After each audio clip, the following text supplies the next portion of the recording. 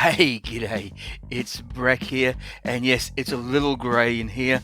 I'm trying something new, so please bear with me. I get arty-farty from time to time, but that's beside the point. I'm going to be talking about something which sort of happened over the weekend. It's sort of happening now. Look, the Ork community has been really excited about the news of Gorzag Gitstompa and Nikkit, and they're going to be heading to a GW near you soonish. Look, in this video I'm going to be talking about this new release, its history, and I'm going to be asking the question, does this release hold any clues on what to expect for the new Ork Codex, whenever that is going to be? Now, but before I do, let's have a quick talk about coffee. In fact, this coffee, it was brought to you by Tom, who bought me a coffee over on the Buy Me a Coffee page. And yeah, if you'd like to support me, then you can head over there too and do the same thing. It'd be muchly appreciated. So Tom, thanks for the coffee. The show is dedicated to you. And okay, let's go and talk about orks.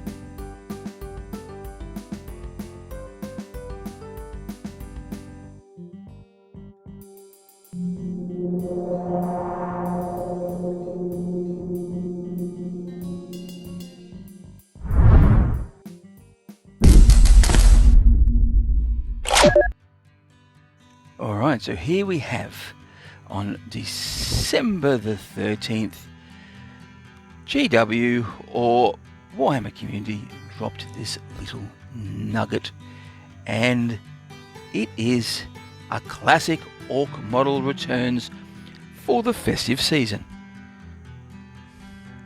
And here we go. It's a little ork bow. Isn't that lovely? Gorzag Gitstompa and Nikkit coming soon. Now, I won't be playing the video, mainly because a lot of people have said they've got in trouble for it, for copyright infringements. The whole YouTube algorithm thing gets a little bit excited about that, so I'm not going to risk it. And you can head over to the Warhammer community site and play the button yourself if you're that keen. It's worth a watch. So the ork in question is Gorzag Gitstompa and his little friend Nikkit. So let's take a look at the gruesome twosome. And here it is, all in their little orky goodness. Let's just breathe in this fine looking model. Now I really like it. It's good. I do like the backhanded dagger, so it looks like he's ready to sneak in. So it looks a bit like the daggers on the commandos, especially Sniprot. And yeah, he's a good looking thing. The only thing I don't like about this is the mongoloid hat. That's not the right word for it, but the furry hat with the pointed. I've never been a fan of them. So, but that's minor. When I do buy it, I'll probably replace his head and give him something else. Now, it's a fine looking thing. And little Nikkit, he looks quite good there. He could make for a very interesting ammo run, which is probably what he is. And yeah, look, I'd like to get my hand on this. So what am I going to say about it? Fans of certain vintage may notice that Gorzag has a lot in common with a miniature that was available as a Games Day exclusive model many bad moons ago. Now, my sources on the internet have told me that was from 98 Games Day, but that was before my time.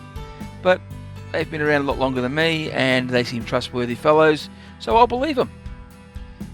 And here's some more. It's a bit of a close-up look. There's The head's nice, don't like the hat. I really like that dagger, the slugger. I love this jacket. Is it a jacket or a coat with its arms ripped off? That's very interesting. And I really can't wait to get my hands on this model and paint it. Those who have fished long enough in the teeth may even remember that the Games Day Ork was based on this classic Gorkamorka game. And there he is. That's a nice look piece of artwork there, isn't it? And yeah, I'm very impressed. You won't have to wait long to get that sweet hit of nostalgia. Gorzag Gitstompa and Nikkit will be available first in Warhammer stores from the 26th of December.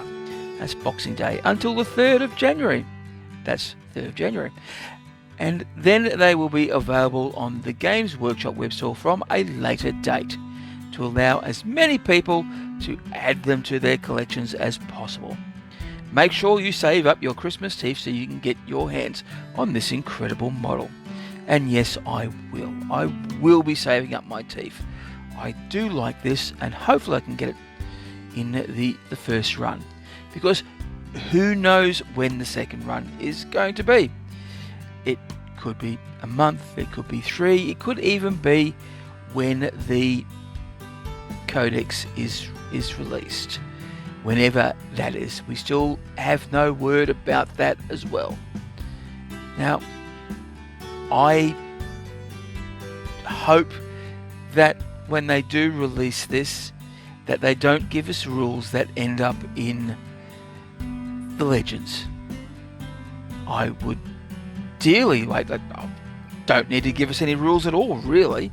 He'd make for a fantastic looking knob. You can just whack in with one of your knob squads, and yeah, he's the slugger chopper combination isn't bad on the field, and I'd like to see that. So please, no special rules that goes to Legends, please, GW, please. But before, yeah, that's one thing I'd like to see. Now, let's have a closer look. And now what I'm going to do next, I'm going to have a look at the design aspect and see if we can make any predictions about what we may expect for the new Codex release, whenever that will be.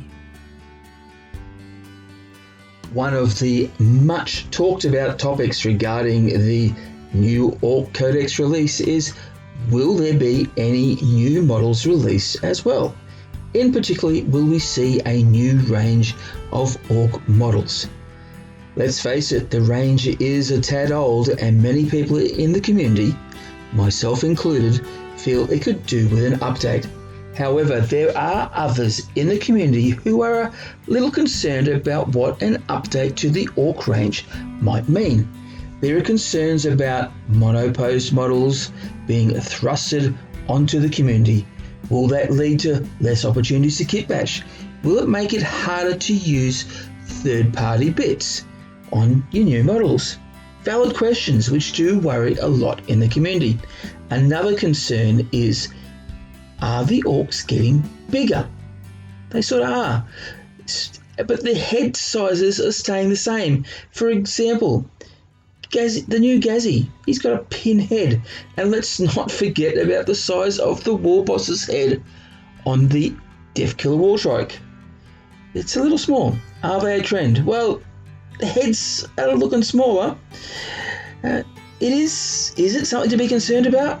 Look, I suppose that's going to come down to personal taste. Me, I haven't made my mind up about that just yet. In fact, I didn't realise the Deathkiller's boss's head was smaller until it was pointed out to me. it didn't really faze me, and it sort of still doesn't, but I do understand how it may upset others in the community. So let's have a look at this new model and see if it holds any clues to what we might expect in the future. Now before that, let's go and just have a critical look at this wondrous beast. I suppose it's not all that critical if I'm calling it a wondrous beast, is it? Look, I am loving the aesthetic of it all, especially the little podgy belly. That's a great look. And as I mentioned earlier, the reverse point on the dagger is great. The shells coming out of the canister there. He's got a vicious looking look. The gun, the nails, the face is fantastic. Even the veins popping out on the muscle of his arm there. Really, really good. And it is nice to know that we did get confirmation about the rumour engine. And here's a picture from, well, almost a year ago, the Christmas rumour engine. And yeah, we now know where that boot came from. So that's all well exciting. That's solved one mystery, which is fantastic. It's nice to know that these mysteries are being solved.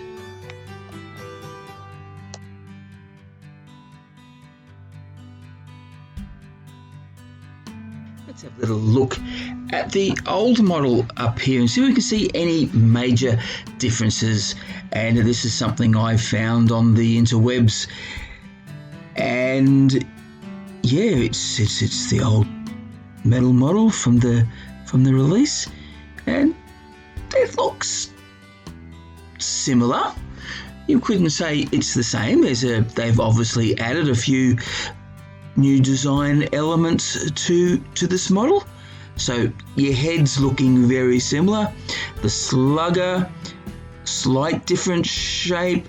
The cartridge is straight as opposed to the old one where it's on an angle, and there isn't the skull hanging off the bottom of the handpiece. Now the shoulder pad looks, even though it has got the spiky bits, it looks wider and has a little extra strip on it as well. And the brace on the dagger arm, well, from this angle it's a bit hard to tell, but it looks like there's difference. It may not be as, I don't think it is as studded. And the dagger or the chopper, it's shaped similar. The hand is definitely the wrong way around, and there's that little chain. The leather lap looks the same. He's standing on a cartridge full of shells. The belly, it's from this photo a bit hard to tell if it's as podgy. It looks a little droopy. And the coat, the jacket, is slightly different too. I think in the older model he's probably bearing a little bit more skin, so to speak, and there's the holster.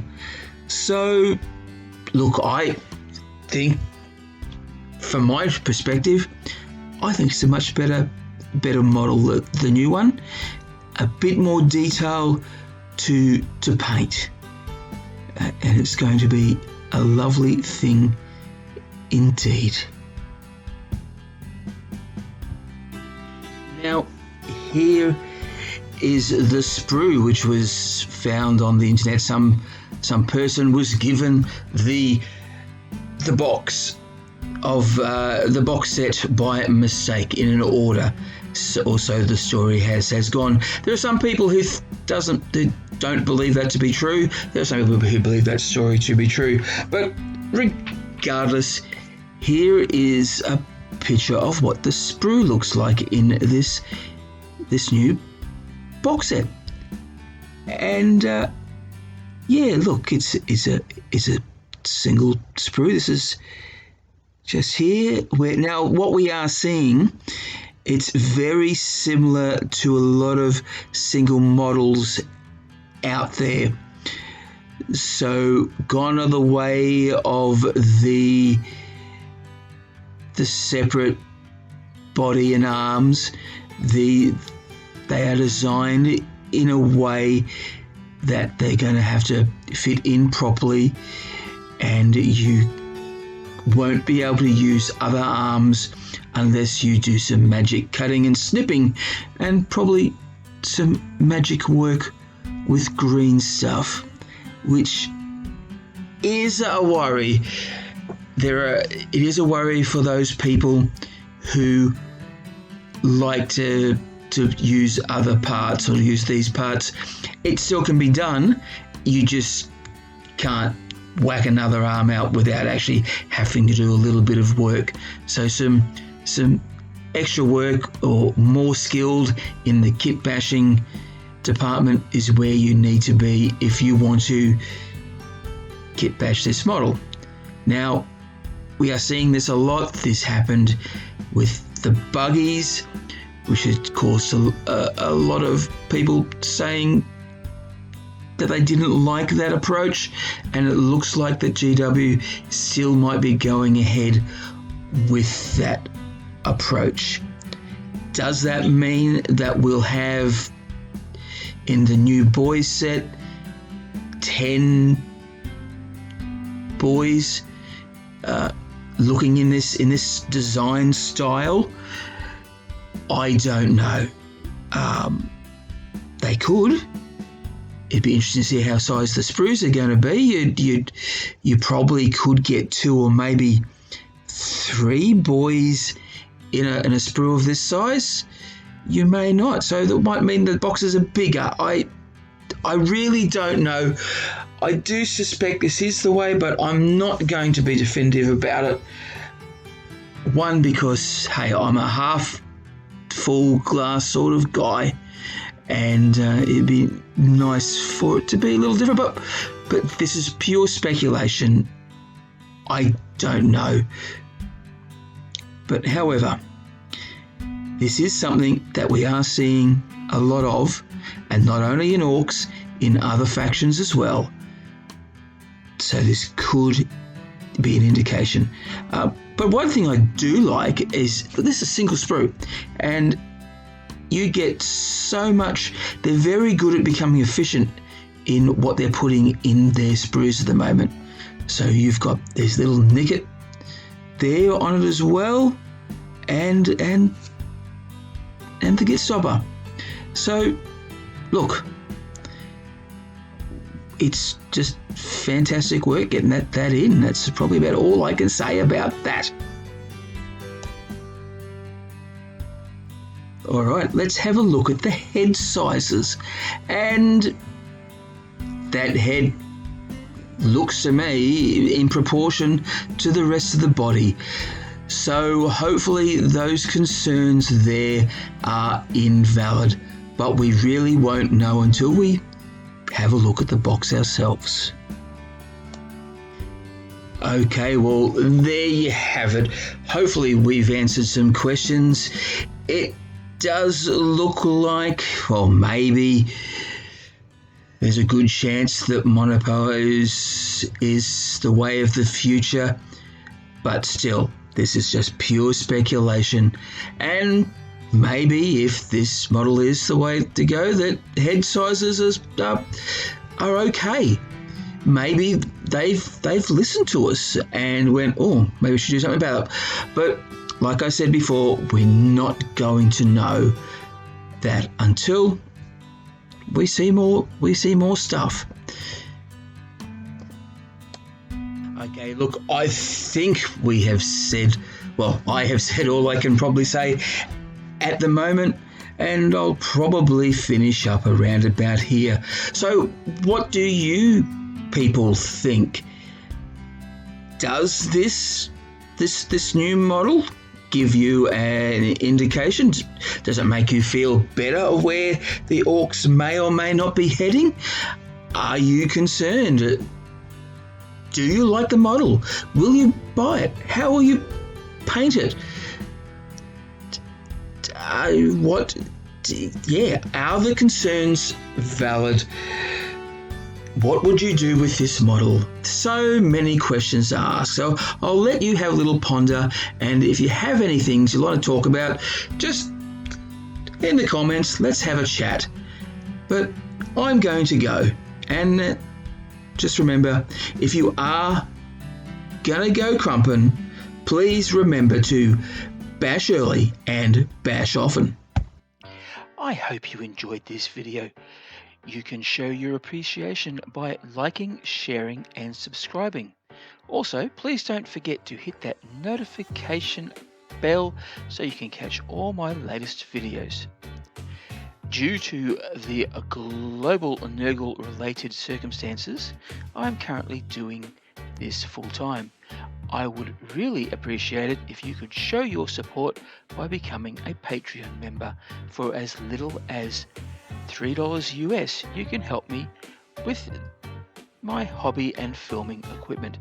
If you feel you can't commit long term, then you can always buy me a coffee. The links will be below in the description.